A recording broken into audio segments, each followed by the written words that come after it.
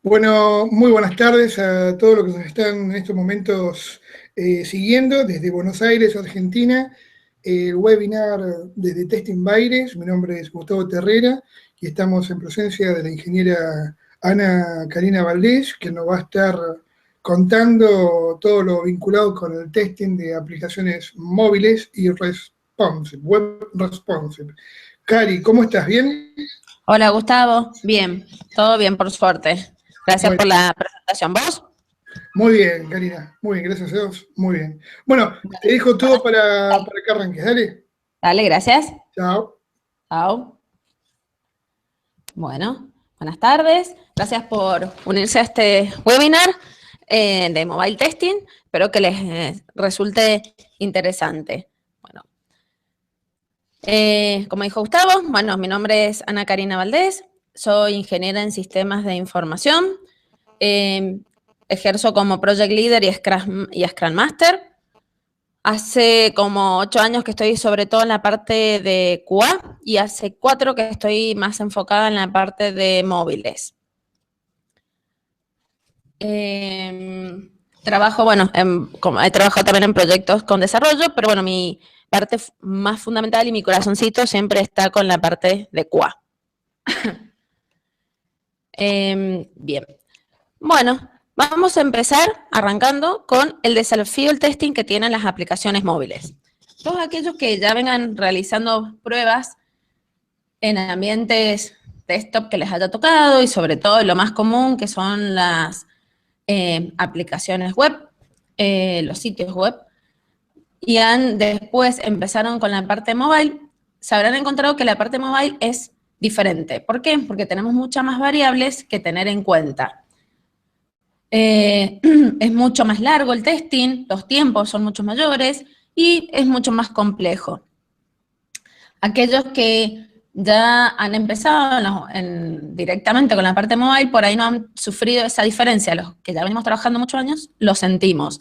Y ni hablar hace 4 o 5 años donde casi no habían herramientas.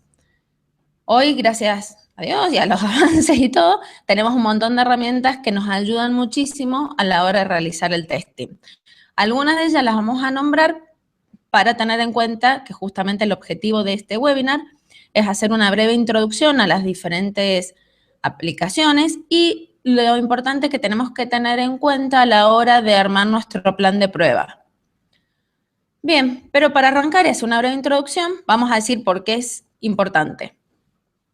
Las aplicaciones móviles necesitan ser testeadas en una variedad de dispositivos, versiones, y además deben ser probadas bajo diferentes conexiones de Internet.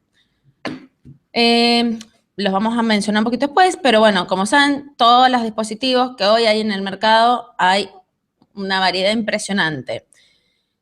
Los mayores sistemas operativos que son más conocidos y más usados en todo el mundo es iOS y Android. Pero a la vez, ambos tienen un montón de versiones de sistemas operativos. Lo que es iOS, por lo menos tiene las 3 últimas versiones que son las más usadas y Android por lo menos también las últimas 3. A la vez, Android tiene un montón de fabricantes que desarrollan teléfonos, smartphones, desde muy baratos, gama media, gama alta. Entonces, y a la vez cada uno, de los fabricantes producen para estas 3. Por ejemplo, Samsung, LG, Motorola, y ni hablar de toda la variedad de teléfonos chinos que hay en el mercado. Google también tiene sus dispositivos, entonces también tenemos una variedad muy grande. Lo que hay en iOS, por suerte, es como solo lo produce Apple, tenemos solo los iPhone, que saca 1 o 2 por año, con lo cual nos ayuda a que nuestra variedad en dispositivos sea menor. Y algo que todos sabemos también es las diferentes conexiones de Internet. Todo tenemos que probar si funciona bien con Wi-Fi y con datos. 4G, donde haya, por ejemplo, acá en Mendoza, no en todos lados hay 4G, solo en algunas partes de la ciudad. En el resto tenemos 3G, en muchos lados 2G todavía, con lo cual casi es imposible navegar. Bueno, como un poco lo que mencionaba, que decía acá, es que la mayoría de las aplicaciones de escritorios necesitan ser testeadas en la aplicación dominante, que el mercado es Windows. O sea, es mucho más fácil que lo que es en nuestra comparación con los dispositivos móviles. Tenemos que verificar cuando vamos a hacer el testing de mobile, la primera parte que debemos, como en toda aplicación, como ya sea web, desktop o mobile, es que la aplicación cumple con los requerimientos. Funciona como se esperaba, no sé, el camino feliz pasa, si hago validaciones, qué tantos errores resultan. Pero aparte de eso, que se cumplen las tres, tengo que ver una parte de usabilidad, que es si satisface las necesidades de los usuarios para que no las abandonen. En el curso que nos quedamos con Mariela, que es una colega, también de acá de Mendoza, ingeniera en sistemas también, mostramos algunas de las estadísticas que resulta que en estas aplicaciones mobile, generalmente, como hay un montón que hacen lo mismo, muy parecido a lo que hace en la que estoy trabajando, hacen que el usuario, si ven que no es fácil de usar, si salta, si demora, si el botón con el dedo le cuesta porque no está tan cómodo, hacen que después de, creo que son 30 segundos, se vaya y renuncie a mi aplicación y utilice otra. Entonces, uno de los puntos que hay que tener muy en cuenta es la usabilidad. Y si bien hoy la usabilidad es algo que está muy en auge en todas las, digamos, tanto en web como en las aplicaciones móviles, en móviles el usuario no tiene mucha paciencia. Como sabe que hay otras que hacen lo mismo, a no ser que esté establecida en el mercado, como puede ser WhatsApp, va a irse a otra aplicación sin ningún problema. Entonces, bueno, tengo que hacer las pruebas funcionales, tengo que ver la usabilidad realmente, a la vez el tiempo de respuesta, si lo mismo, demora mucho en cargar una de las pantallas y en mostrar la información, porque seguramente me va a abandonar este sitio, esta aplicación, y se va a ir a otra. Y algo muy importante que tenemos que tener en cuenta, en la slide anterior mencioné la parte de la conexión, si funciona con las distintas conectividades, y también algo re importante es con cómo funciona la aplicación con las distintas interrupciones. Hoy en día hay muchos frameworks de desarrollo que esto está mucho mejor manejado, pero todavía siguen habiendo algunos problemas. Entonces tengo que probar en cada una de mis pantallas cómo funciona mi aplicación cuando recibe un mensaje de texto, WhatsApp, una llamada de teléfono, una llamada de WhatsApp, algún mensaje, no sé, de Facebook, pero esos quedan en segundo plano. Pero bueno, si subo el volumen, si me sale una alarma, un recordatorio del calendario, un mensaje de batería baja. Otro de los puntos que tengo que tener en cuenta es también si mi aplicación consume mucha batería. Si consume mucha batería, bueno, eso también va a hacer que mis usuarios quieran tratar de cambiarla. Y cuando tengo poca batería, si responde bien o se traba, se cuelga, hay crash. Si alguno recuerda, no hace tanto, pero hace unos meses atrás, WhatsApp consumía muchísimo la batería. Si uno estaba en los grupos o mandaba varias imágenes, la batería se notaba impresionante cómo se consumía.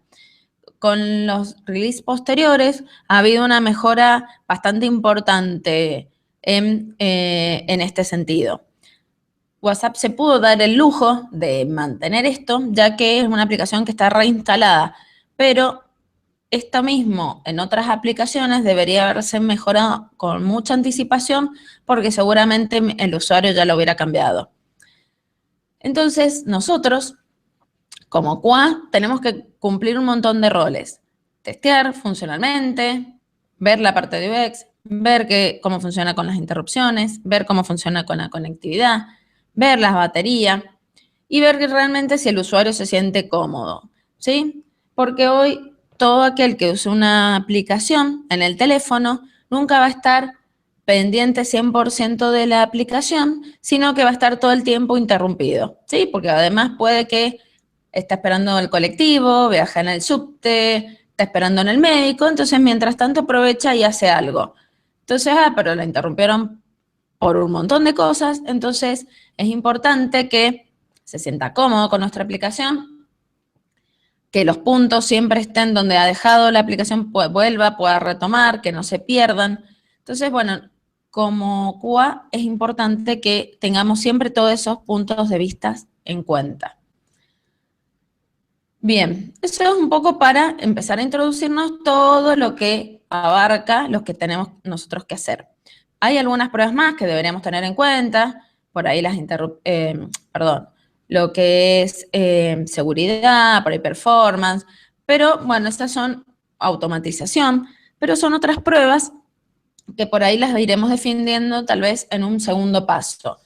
Cuando arrancamos, todas estas que mencioné recién son los puntos básicos que tenemos que tener en cuenta que vamos a realizar en un comienzo. ¿Sí? No podemos dejar de testear ni las interrupciones ni ninguno de los puntos que mencioné, porque si no, puede que cuando salga live nuestra aplicación tenga problemas importantes y nadie la quiere utilizar.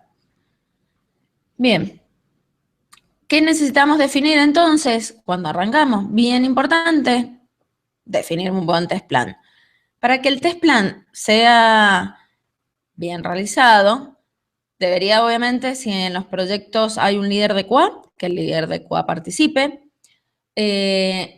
tratar de incluir a los miembros del equipo, estoy hablando QA, por ahí si es un equipo ágil estaría bueno que esté el Product Owner y el Scrum Master. Si no es ágil, bueno, el dueño del negocio, para que me ayude a definir muchos de estos puntos. ¿Por qué? Porque como la variedad es muy grande, necesito yo acotarla, que ya los vamos a ir viendo. Entonces, hay algunas variables que voy a tener en cuenta, pero hay otras que las voy a sacar. Entonces, es bueno que en esta definición todo el mundo que esté involucrado en la aplicación, en el negocio, pueda participar. Cosa que en el momento de que surja después en un futuro algún problema, estén todos de acuerdo y alguien no opine, uy, ¿por qué? ¿Qué pasó? Que me apareció en este dispositivo, no se ve bien, o tengo que scrollear, o no sé, se rompió. Entonces, o en esta versión del sistema operativo que, no sé, es muy vieja. Bueno, estábamos todos de acuerdo que no se soportaba, entonces no va a haber ningún problema. Y entre todos se definirán si se llega a agregar, que en casi ninguno pasa, o bueno, es un bug conocido y no pasa a mayores. Bien, ¿qué debemos incluir entonces en el test plan? Vamos a irlas mencionando a poco, pero los distintos ambientes, si son aplicaciones o sitios web responsive, los distintos tipos de interrupciones, si vamos a tener dispositivos reales, en qué dispositivos los queremos testear, qué marcas vamos a incluir, sobre todo en el caso de Android, y la parte de redes. Bien. También para armar mi test plan va a ser diferente, algunos puntos, si es una aplicación nativa o si es una aplicación web responsive. Hago la diferencia de web responsive porque hay hoy también algunos sitios que son definidos solamente, o sea, que es un sitio web, pero está adaptado solamente para los sitios mobile. Eso generalmente ya deberían estar cada vez menos en uso y porque es más difícil para controlar, usar. Entonces, esos no los he tenido en cuenta porque la mayoría hoy de las empresas trabajan con web responsive. Por eso siempre voy y hago la diferencia entre nativa y web responsive y no web común. Bien, las aplicaciones nativas están hechas para ejecutarse en un solo dispositivo y sistema operativo específico. ¿Sí? Estas aplicaciones pueden emplear todos los sensores y elementos del teléfono. Es decir, acceden a todo lo que tengamos en nuestro dispositivo, como es la cámara, no sé, la agenda, música, las fotos, el GPS. Se instalan a través de las tiendas, es decir, yo tengo que ir al Google Play o al Apple Store para poder bajar e instalarla desde mi teléfono, ¿sí? ¿Qué necesito también? Generalmente son desarrolladas lo que es para iPhone con Objective-C o Swift y en el caso de Android con Java. Entonces, lo que seguramente voy a necesitar son 2 equipos de desarrollo con 2 conocimientos distintos, por lo cual se me va a encarecer porque tengo, o sea, sobre todo lo que es en Latinoamérica, todo lo que es Objective-C y Swift, no hay gran cantidad de desarrolladores, por lo cual aquellos desarrolladores que conocen de estas tecnologías son caros. En el caso de Java, como hay más variedad, suelen ser más económicos, pero si quiero hacer una aplicación para los 2 mercados, es decir, que me va a salir caro, puede que tenga 1 o 2 equipos de QA. Si la aplicación es grande, voy a necesitar 2 equipos. Si es una aplicación chica, capaz que con solo un equipo me puede funcionar bien para las 2 aplicaciones. Bien, ¿qué ventajas tengo en utilizar una aplicación nativa? Que la experiencia del usuario es más completa, porque, como mencioné recién, puede acceder a todas las distintos dispositivos, sensores que tiene el teléfono. No requieren conexión web, pueden ser usadas offline. Otra ventaja, que no está ahí bien mencionada, es que el usuario de las aplicaciones, sobre todo en iOS, tienen todas un mismo estilo, los botones son iguales, se utilizan las mismas barras. Entonces, está muy familiarizado con las aplicaciones, entonces se siente cómodo, sabe dónde está el menú, el back. Entonces, por ahí les gusta más utilizar una aplicación que un sitio web. Dentro de las desventajas que tiene, porque obviamente nada es perfecto, es que están desarrolladas para un dispositivo específico y quedan fuera de su potencial numerosas aplicaciones. Por ejemplo, si yo la hago solo para iOS, por X motivo, porque veo que el mercado al que yo apunto utilizan solo los que son todo iOS, entonces no hago en Android o Windows Phone. Entonces esos 2 mercados que podría tener o podrían crecer, los dejo fuera. En el caso de Windows Phone, en la actualidad, como es un mercado que es bastante bajo, la mayoría de las aplicaciones no se encuentran en ese mercado, ¿sí? Entonces ya lo estoy dejando fuera y cada vez ayudo a que, digamos, ese sistema operativo decaiga más. Bueno, sobre todo en el caso de iOS, cuando hago un release que está listo, se tiene que mandar a Apple para que lo aprueben. ¿Sí? Y ellos son, bueno, en Google Play es similar, pero es mucho más rápido, pero en Apple Store hay una lista como un checklist que tienen que cumplir. Cuando validan que todo eso está listo, recién ponen la aplicación para que pueda ser descargada desde el mercado. En Google no lo tienen así, por suerte, pero siempre hay que mandarlos y ellos igual lo aprueban para que se pueda descargar. Entonces, en los 2 casos se tienen que enviar, alguien lo tiene que aprobar y alguien los tiene que poner disponibles.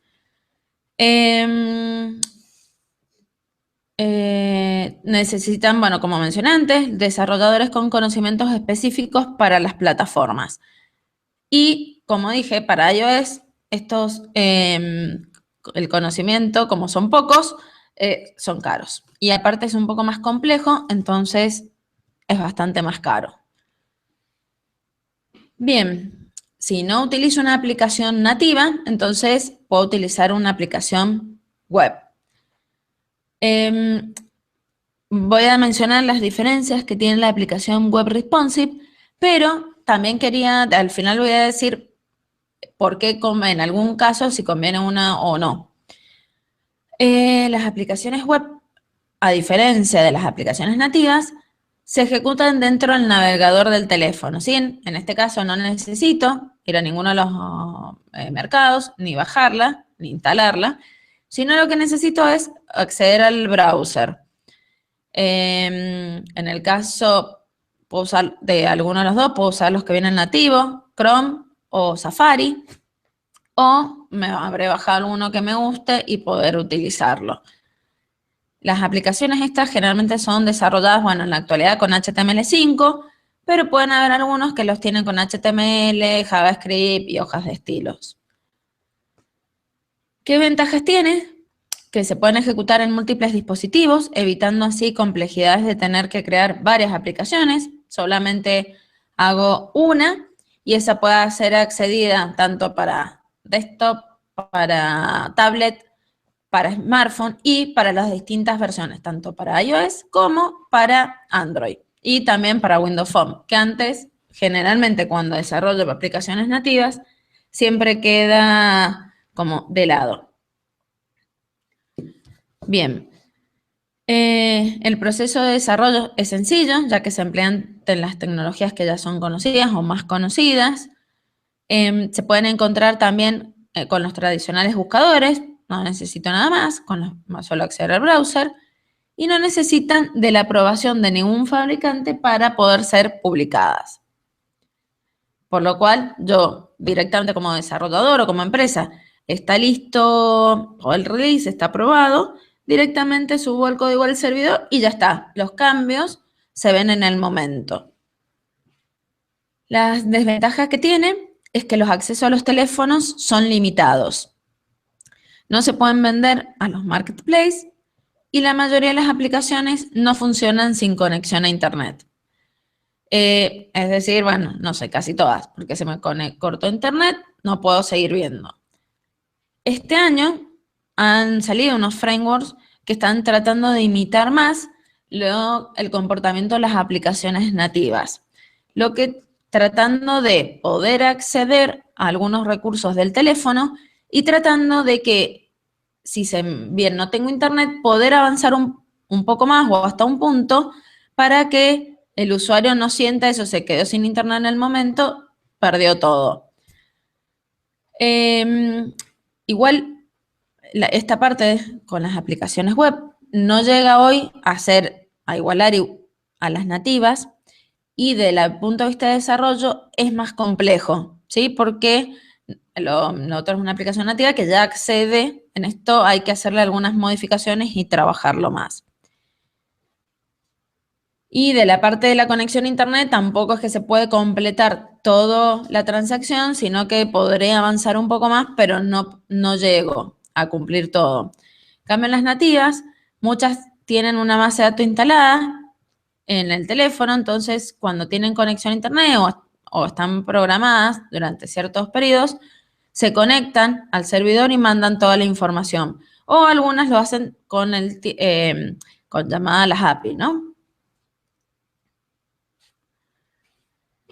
Bien, mencionando las grandes diferencias entre las dos, bien corto y conciso, para que podamos todos aclarar los mismos puntos, deberíamos empezar a definir con qué es lo que vamos a probar. Perdón, antes de ir a esto, dependiendo, yo si entro a un proyecto, yo debería saber si mi aplicación ya está definida, si lo que voy a testear es un web responsive o es una aplicación nativa. Capaz que tengo de las dos, porque por definiciones del negocio, que han visto que apuntan a distintos mercados, o es un mismo proyecto, pero es el mismo cliente, pero tiene distintos proyectos, y han decidido tal vez alguna información que cambia constantemente, entonces mejor hacer la web responsive porque es más rápido, y ya en un solo cambio actualizo para todos los dispositivos. Pero tal vez para algunas que necesito más información, que sea más segura, o tal vez que necesito que trabaje sin conexión, realizo una aplicación nativa. Generalmente esto lo definirá el Product Owner, pero si si tengo que ayudar a definir, tendré que tener en cuenta varios pasos que, no los vamos a ver ahora en este webinar, pero solamente a tener en cuenta. Nosotros vamos a arrancar como diciendo que deberíamos ya saber qué es lo que vamos a testear, ¿sí? Ya debería estar definido para poder armar nuestra matriz. En ambos casos, tendría que testear, ¿sí? Y tener en cuenta los dispositivos y las pantallas que voy a probar. Por supuesto que si es nativa me va a impactar mucho más que si es web responsive, pero en cualquiera de los dos, el tamaño de la pantalla me va a impactar y me va a importar bastante. Porque no es lo mismo que tengan que scrollear un montón, que al usuario no le gusta, que pueda ver los botones, que sea más cómodo, lo que les decía del el dedo cuando presiono en un botón o en un link. Entonces todo eso cambia mucho. Si, por ejemplo, en lo que es iPhone, lo veo en un iPhone 4S, así lo veo en un 6 Plus. O si lo veo en un Samsung Core, que si lo veo en un Samsung S4, por ejemplo. ¿Sí? También a definir los sistemas operativos con los que voy a probar. Generalmente, la mayoría es Android y Apple, y queda siempre fuera, en general, Windows Phone, a no ser que tengo una porción del mercado que sí lo utiliza. Y los ambientes que voy a trabajar.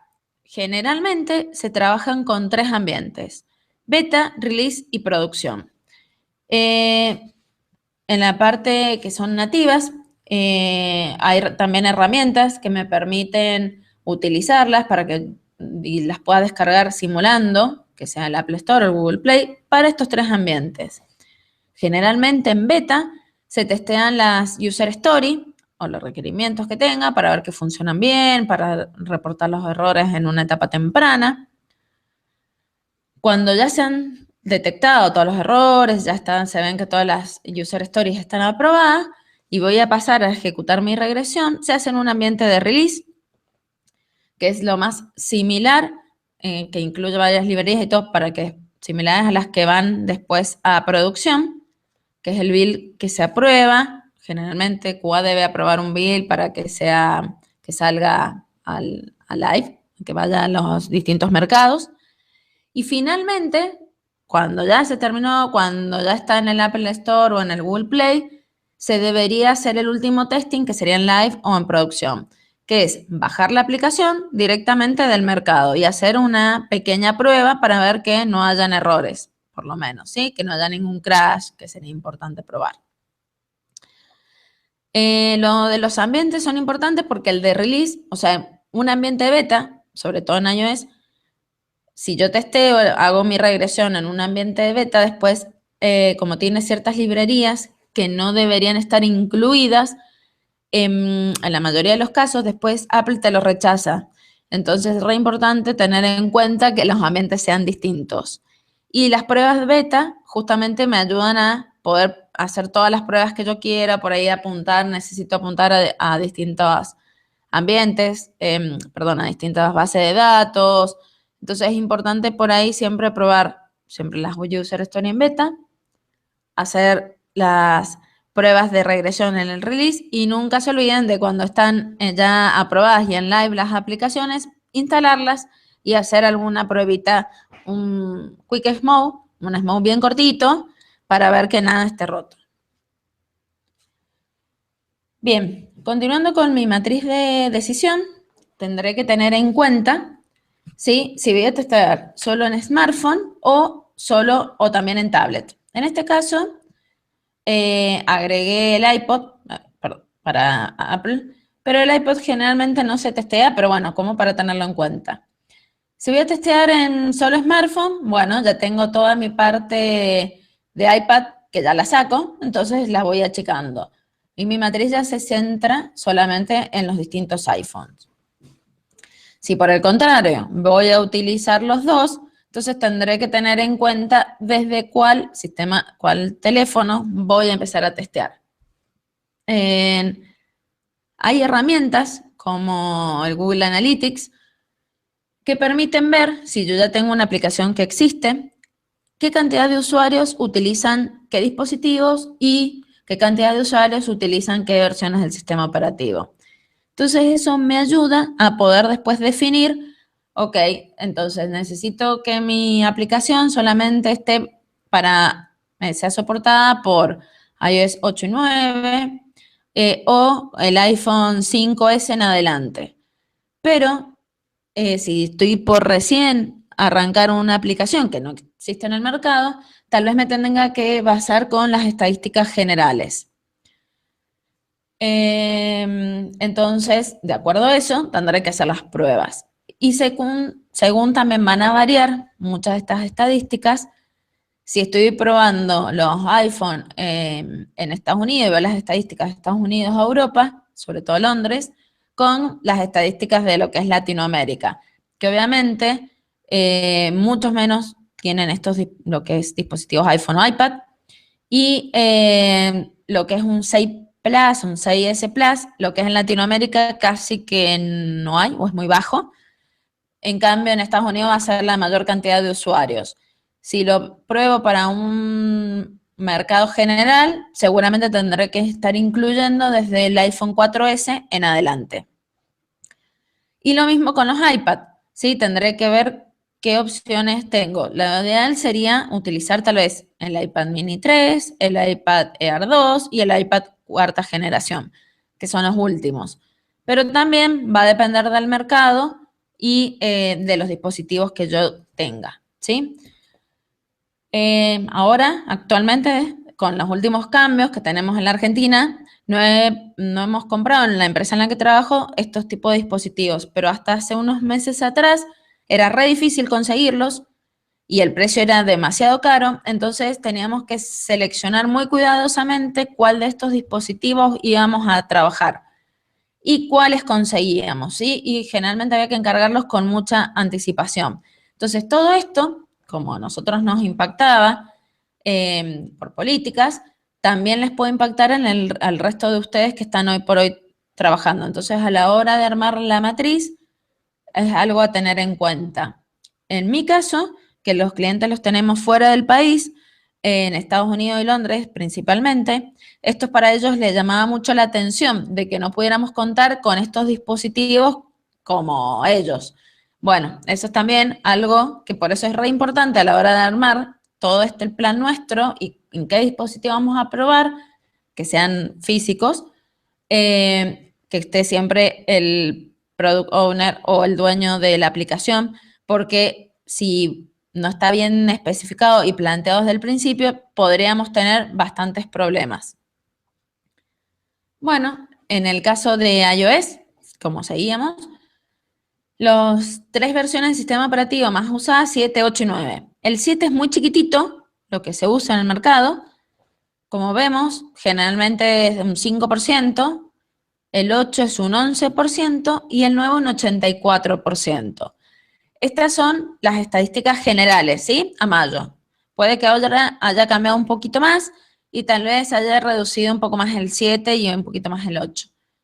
De acuerdo, por ejemplo, a nuestra aplicación que utiliza varias herramientas para traquear, pero del Google Analytics nos habíamos tomado que, por ejemplo, nosotros del 7 tenemos un 8%, del iOS 8 un 20%, que ahora puede que haya cambiado también, y del 9 el resto.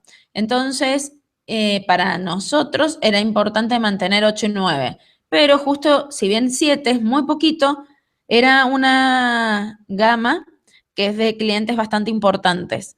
Entonces, se ha querido mantenerlo, por lo menos hasta fin de año, y de acá se ha ido sacando que son las últimas actualizaciones que se va a hacer de la aplicación. En cuanto a sistema operativo para Android, bueno, acá está incluida la tablita de uno de los más viejos, del 2.2, hasta el 6.0, que es el más malvadisco, que es la última. Pero si vemos las estadísticas entre 5.0 y 5.1, que es Lollipop, utilizan generalmente el 43% el 34%. Y el otro que lo tiene, también bastante importante, es todavía del mercado, es KitKat, que es el 4.4, que tiene el 35,5%.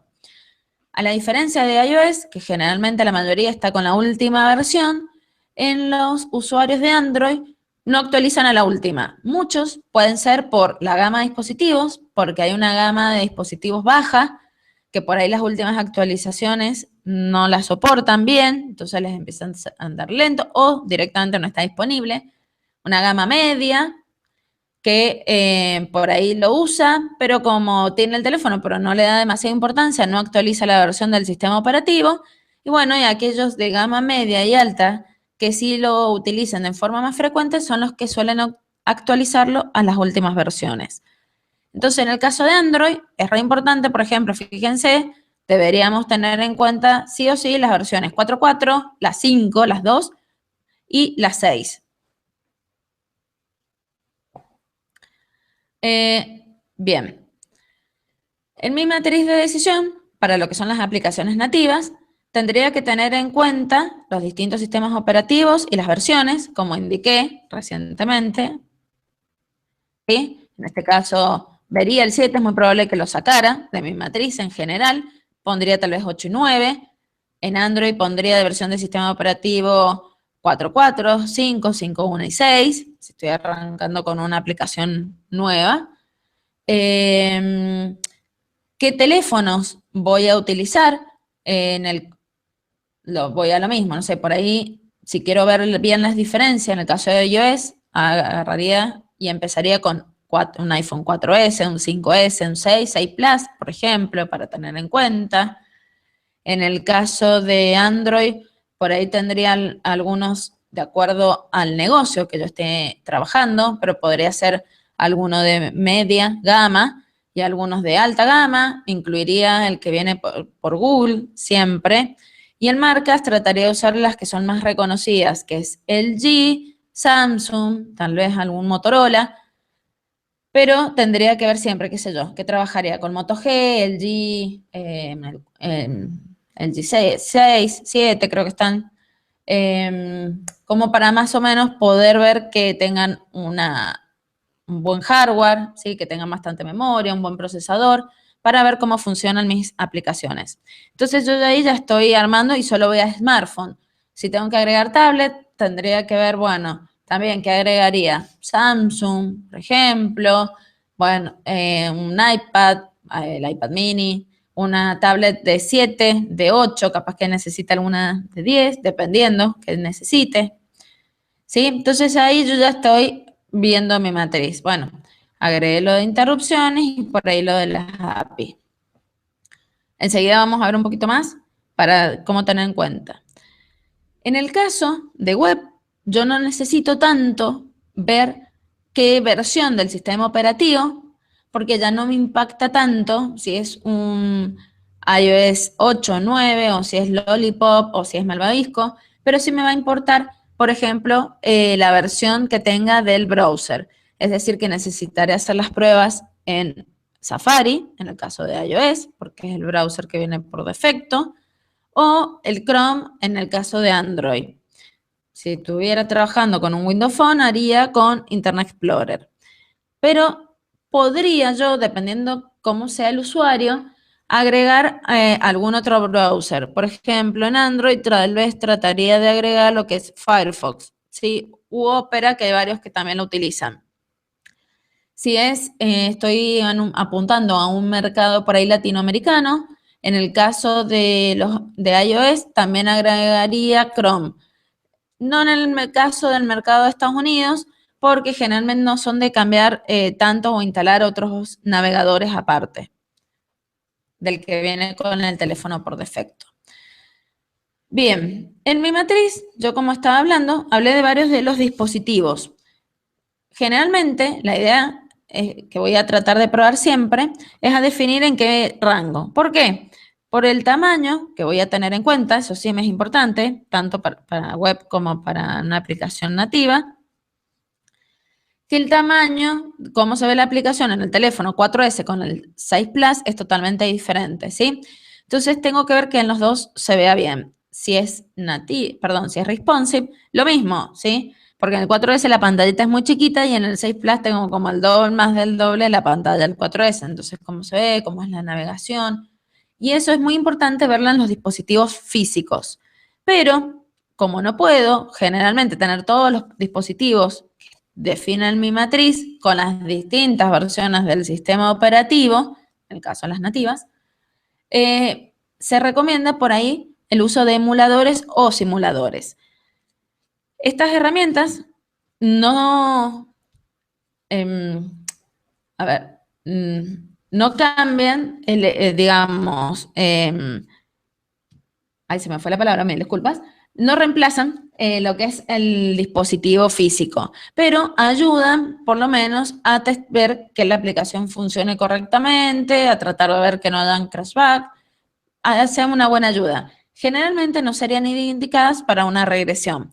Y tampoco se pueden ver los gestos de los usuarios, ¿sí? El touch, el doble touch, pin, zoom, todo eso en los emuladores y simuladoras no se puede hacer. Entonces, esas son puntos a tener en cuenta que deberían ser testeados siempre en un dispositivo físico. Bien, ¿qué es un emulador o un simulador en el caso de aquellos que no lo conozcan? Bien, un emulador es general, en el caso de, se utiliza más que nada en el caso de Android. Bien, estaba viendo por las dudas algún comentario. Es un programa diseñado que imita el hardware o un sistema operativo con el objetivo final de ejecutar un programa, una aplicación, un software, etcétera, sobre esta imitación del hardware. Se utiliza para Android, que lo que hace justamente es recrear el hardware de un dispositivo móvil para hacer funcionar el sistema operativo sobre él. Es decir, que lo que trata de hacer, yo cuando elijo alguna de las herramientas que vienen para utilizar los emuladores, uno de los más conocidos es el Android SDK o Genymotion, lo que hago, trato de elegir es qué teléfono, qué dispositivo, qué memoria, cuánto hardware. Entonces, después con eso, y qué versión del sistema operativo. Entonces, con eso, después instalo el APK en el emulador y puedo hacer las pruebas funcionales. En el caso de iOS, se llaman simuladores, porque en este caso lo que hace es simula, se vería como un simulador de vuelo, para que sea mejor la comparación, ¿sí? La versión del sistema operativo y el dispositivo. No crea un hardware igual, no puedo definirle tanto la memoria, sino que simulo que elijo, bueno, iPhone 5S, iPhone 6S, es como que ya está seleccionado por defecto. Ambas, tanto los emuladores como los simuladores, son herramientas útiles para cuando está en la etapa funcional o la etapa más temprana, para hacer las pruebas, ¿sí? Ambos tienen la parte negativa que, como dije recién, no, aparte de los gestos, que no los toman, tampoco tienen las interrupciones, la parte de los cambios de conexión de internet, de Wi-Fi, 3G, qué pasa cuando pierdo la Wi-Fi, todo eso en un emulador o simulador no se puede probar. Por eso es importante contar con los dispositivos reales. Pero como no se puede contar con todos, por ahí puedo hacer algunas pruebas en la etapa temprana, en los emuladores o simuladores, y después otras pruebas en los dispositivos. ¿Sí? En el mismo tiempo puedo hacerlas en los dos, las pongo a correr, mientras que lo voy haciendo también con los dispositivos físicos. Bien, por las dudas, por si no quedó bien claro, repaso acá cuál es la diferencia entre un emulador y simulador. El emulador se diferencia del simulador ya que trata de modelar de manera precisa el dispositivo original para que el programa a ejecutar funcione correctamente en una plataforma distinta. Pero en cambio, el simulador solo reproduce el comportamiento original de un sistema determinado. Bien. Testing con emuladores, que es un poquito de lo que estuve hablando recién. Los emuladores pueden ser muy útiles para cubrir una amplitud de dispositivos, pero sin embargo es importante mantener las siguientes excepciones. Bueno, no todas las actividades se pueden emular con realismo, con lo que sí, cambiar la red, tomar, bueno, una foto, un video, por ahí tomar bien la localización. Esas son una de las más importantes, los gestos, que no está indicado, pero eso es re importante. Debido a la menor potencia del dispositivo y la memoria, la aplicación podría prestar un rendimiento más lento en general cuando se ejecuta en un dispositivo real. Los emuladores, como están sobre una máquina, un simulador sobre la Mac, de cualquiera de los dos, tienen más memoria, un procesador mayor que lo que tengo en el teléfono. Entonces, no es tan original lo que yo estoy probando, tan real. Entonces, como dije, nos ayuda a tener una idea general de cómo funciona la aplicación en esos dispositivos que no los tengo físicamente. Pero no podemos asumir que si en un emulador un error no se produce o la aplicación funciona perfectamente, no se produzcan esos errores en un dispositivo real. De ser posible, lo ideal es que ponga a correr el emulador o el simulador, las pruebas ahí, y yo manualmente, aunque sea en otros dispositivos, o sea, en otra variación, en otra combinación, los vaya probando. Nos había pasado que en algunos casos habíamos reportado algunos errores y los desarrolladores nos decían que no los podían reproducir. Cuando empezábamos a ver con qué versión del sistema operativo, qué teléfono y todo, daba lo mismo, pero no lo podían reproducir. Y cuando llegamos a comparar más, ellos los estaban probando en los simuladores en vez de probarlo en el dispositivo real. ¿Por qué? Porque no lo tenían, entonces probaban en el simulador. Pero habían muchos errores, como dijo, había una varias listas que no los podían reproducir porque trabajaban con, digamos, no en los dispositivos reales. Entonces les costaba un montón. Entonces, si a nosotros puede pasar que si hicimos algunas pruebas con un emulador o el simulador y si el cliente final después encuentra un error, se puede deber justamente a que hicimos esas pruebas fuera de un dispositivo físico. Por eso la importancia de contar con ellos. Y sobre todo, al momento de hacer las pruebas de conexión y de red. Bien, en general es una buena práctica poder utilizar los dispositivos y los emuladores, combinando ambos, para algunas prácticas. En general, si ven la tablita, lo ideal es para hacer las pruebas de unidad y las pruebas de integración. Después, cuando arrancamos con los test de regresión, compatibilidad, exploratorio, performance y el resto, no es lo mejor porque no es 100% original, entonces podemos encontrar error o podemos confiarnos de que no hay errores cuando en realidad los hay. Pero para una etapa temprana nos sirve perfectamente. En el caso solo de las aplicaciones web responsive, como también en una etapa temprana, porque no tengo todos los dispositivos o porque no tengo el tiempo y es más rápido testearlo en el browser de una aplicación, digamos, de desktop. Perdón, me fui a la siguiente pantalla, sin querer. Podemos utilizar los User Agents.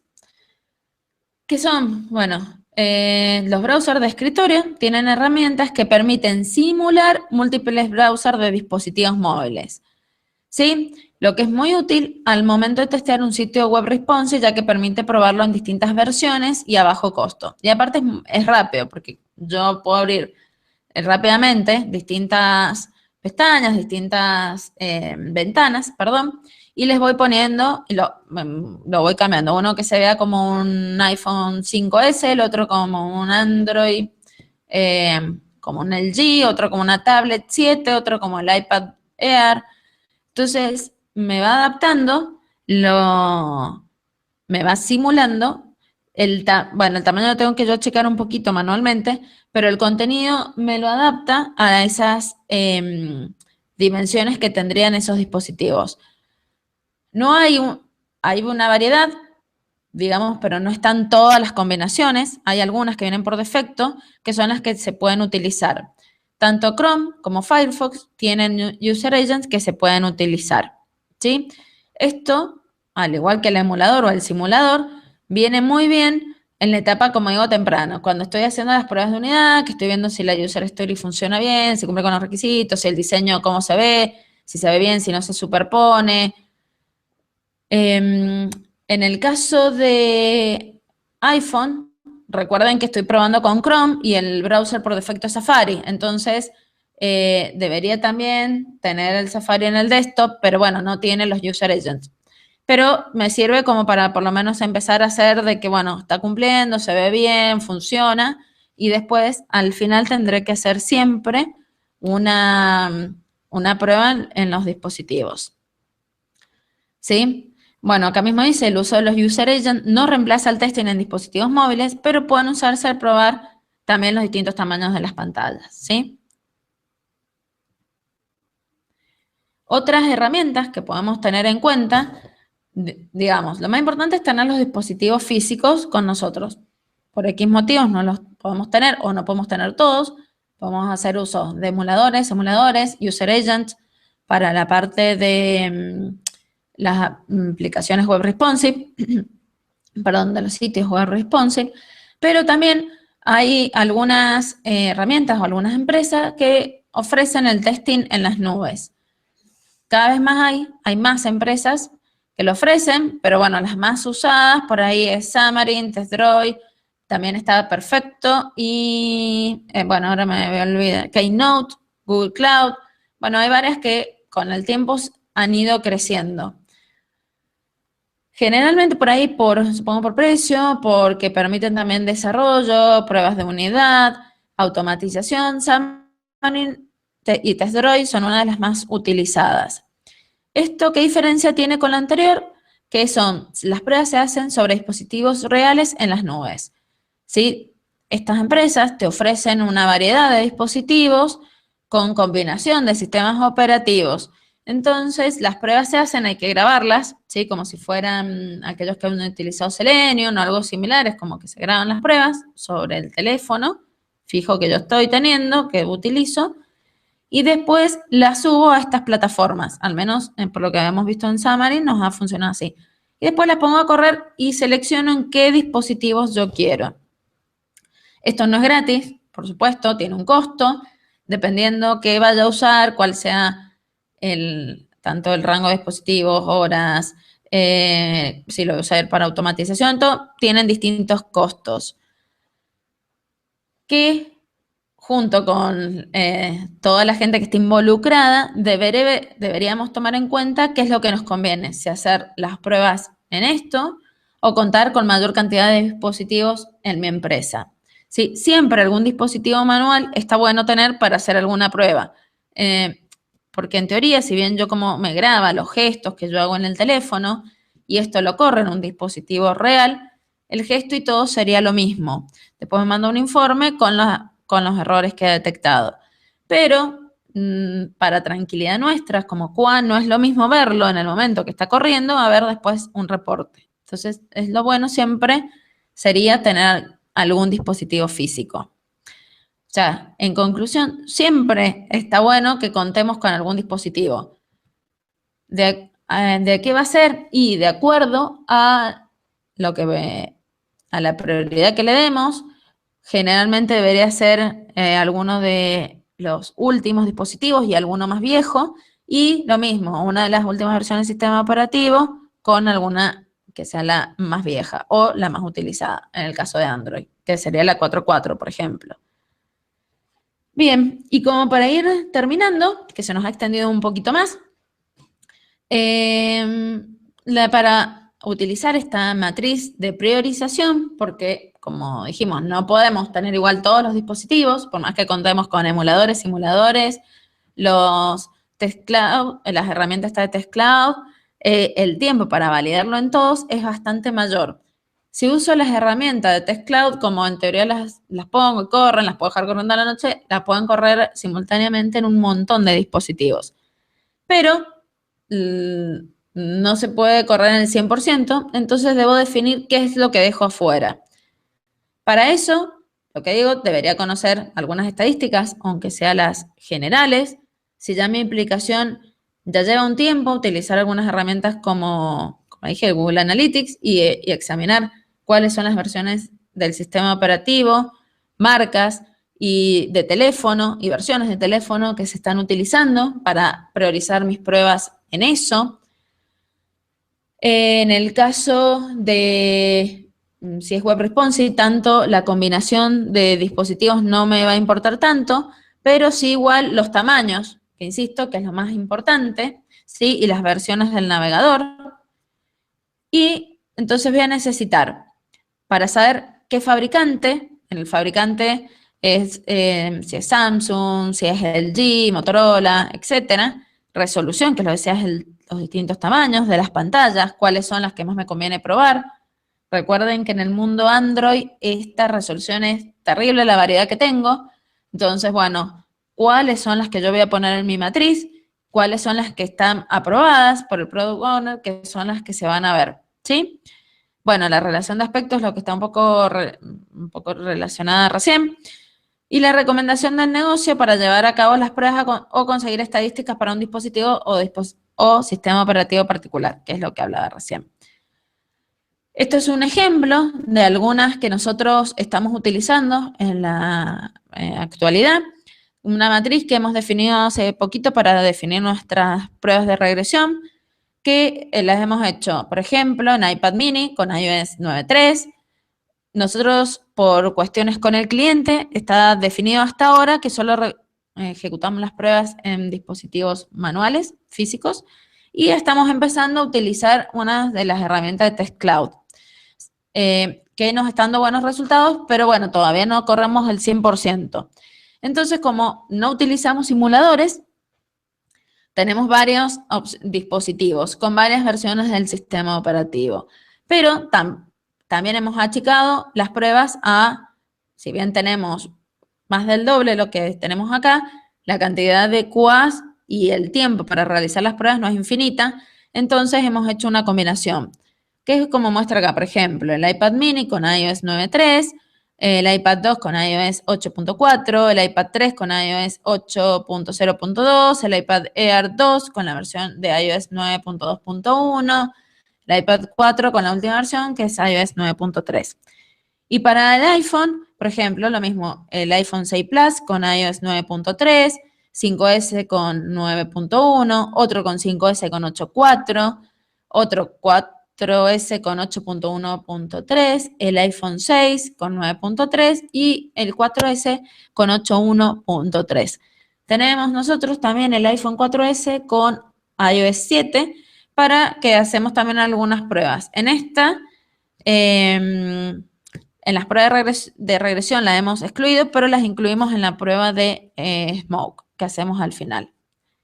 Bien, para terminar y concluir, entonces, es bueno utilizar emuladores y simuladores, pero en una etapa temprana de las pruebas, ¿sí? No para el final, no para correr la regresión, no para correr el smoke final si es que apruebo. Sí, lo podría hacer sobre las user stories o los requerimientos, sí, para un smoke general al principio, después voy a correr la regresión, no para todo. Usar herramientas como User Agent, si estoy trabajando con aplicaciones web responsive. Uso de herramientas para Test Cloud que nos pueden venir bien. Los emuladores y simuladores los puedo utilizar también si estoy trabajando con web responsive y acceder a través de ellos al browser y de ahí abrir la aplicación. Se puede, pero insisto, siempre en las etapas tempranas. Y al final, siempre el último testing sería bueno en dispositivos reales o en una combinación de Test Cloud con dispositivos reales. Todo en esto, cuando yo tenga la matriz, entonces tendré que tener definida toda esta combinación para ver el tema de costos también. Por eso es tan importante. Y como, igual les dije, si bien voy a usar emuladores, simuladores, testing en las nubes, no puedo ejecutar todo, entonces siempre tengo que saber cuáles son las versiones más utilizadas y cuáles son las marcas y tamaños más utilizados. Entonces, en base a eso, armar mi matriz. Si al principio, como dije, no lo sé, básense en herramientas de estadísticas generales y conozcan el negocio para saber si el público al que van a apuntar es que tengan dispositivos de gama baja o de gama media y media alta. Y eso les va a ayudar un montón a achicar su matriz. Sí, porque por ahí, si yo sé que el público al que voy son porque es una aplicación de negocios, o médicos, o no sé, abogados, no van a tener un dispositivo de gama baja. Entonces, todos los que sean por ahí chinos o de gama baja, los saco de mi matriz y apunto a los que son dispositivos con mayor calidad, con mayor memoria, con mayor hardware. En el caso de iOS, trataría de apuntar desde un 5S en adelante, ¿sí? Bien, creo que en esta terminamos. Espero que les haya quedado claro los pasos a tener en cuenta al momento de definir mi matriz de decisión, porque son muchas las variables que voy a tener. Si tienen alguna pregunta, ahora paso a escucharlos. Nos hemos repasado, pero no sé si tenemos unos minutitos, tal vez 5 minutos para responder alguna pregunta.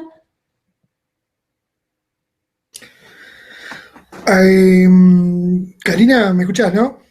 Sí, perfecto, te escucho. Acá me está preguntando Giselle de México, en DF, si realmente son varias las herramientas cloud. Mira, sí, nosotros ahora la hemos empezado a usar. Ahí se puede hacer hasta pruebas automatizadas. Hay algunas como Xamarin que te permite hasta desarrollar, o sea, directamente en vez de estar con Objective-C o Java, utilizar el framework que ellos ofrecen. O sea que cada vez son más potentes. Lo que hay que ver es qué te sirve y los costos, porque no son baratas. Entonces, hay que analizar bien qué es lo que conviene. Pero sí, hoy por hoy son buenas. Ok, y por último, así no te molestamos más también, ¿no? Y cerramos la sesión. ¿Qué es lo que aconsejarías a cualquier tester que se quiera introducir en este mundo, eh, teniendo como, digamos, como experiencia todo su testing manual en otra área, ¿no? Nunca en aplicaciones web, ¿no? En aplicaciones mobile. ¿Qué pasos recomendarías primero? A ver si entendí bien la pregunta. Me decís para los tester que están empezando con la parte Así mobile, es, ¿qué así pasos es. a tener en cuenta Sí, al principio? así es, me está preguntando un muchacho acá de San Juan, en Argentina. Ajá. Bien.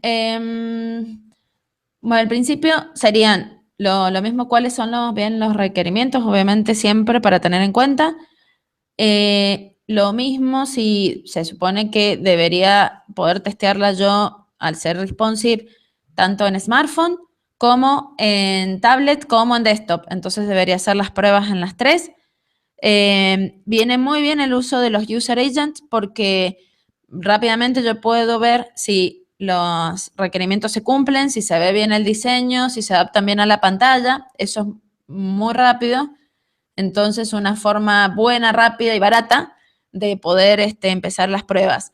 Pero después tendré que, aunque sea, contar con algún dispositivo que sea de una resolución más chica y una resolución más grande, tanto de smartphone como tablet, para ver que se vean bien todos los botones, los campos, que no se sobrepongan, porque ha pasado que uno los ve web con los user agents y se ve re bien, pero después la funcionalidad algo afecta y hay algún error. Entonces, los gestos, como uso un web y uso el mouse, los gestos con los dedos no los puedo tomar.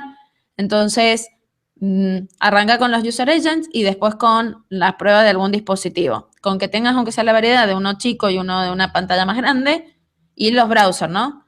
Safari y Chrome, por lo menos para poder hacer bien las pruebas. Después se puede automatizar, pero bueno, ya estábamos hablando de otras más adelante. No sé si quedó claro o... Sí, sí, sí, ¿Sí? sí, sí, no ampliemos demasiado, pues ya vamos a estar Sí, interrumpiendo mucho el más. tiempo del resto que nos está siguiendo. Bueno, Karina, muchísimas gracias por este tiempo. Espero que los que nos hayan seguido hayan disfrutado este tiempo. Esto lo vamos a estar subiendo al canal, vamos a estar también publicando en el blog algunos detalles, y no se olviden por favor del evento que estará dando Miriam el próximo 27 de julio sobre Agile Testing, ¿sí? A las 7 de la tarde, hora argentina. Cari, si no tenés más, nos despedimos de todos, ¿verdad? Nos despedimos, chicos, muchas gracias. Cualquier cosa, bueno, tenemos las publicaciones en el blog y pronto estamos comenzando con algunos cursos que espero que les sean del interés, así que si tienen algunas dudas, estaremos en contacto. Listo, gracias Karina, gracias a todos. Un gran saludo para todos desde Argentina. Gracias, Gustavo. Chao. Chao.